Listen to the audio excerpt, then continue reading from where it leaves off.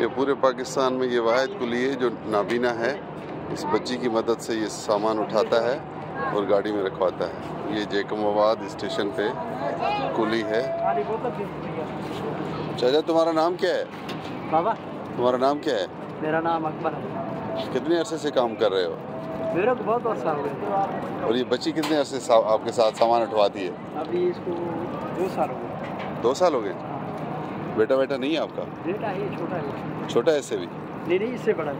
अच्छा, फिर उस ठीक है, मेहरबानी। लोग इजरत आपको सही देते हैं?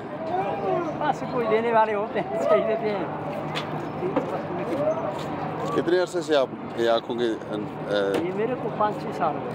अच्छा, और स्टेशन में कितना अरसे से काम कर रहे हो? ये मेरे को तकरीबन 24 साल हो गए। 25 इधर ही जैकमाबाद स्टेशन। क्या नाम है आपका? मेरा नाम अकबर है। अकबर अली। क्या कौम है आपकी?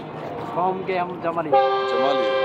चले, अल्लाह आपको खुश रखे। बहुत शुक्रिया। अल्लाह हाफ़िज़। अल्लाह हाफ़िज़। अल्लाह हाफ़िज़। खैर खैरियत से खैर से आपको भी वक्त गुज़रे। अल्लाह करे।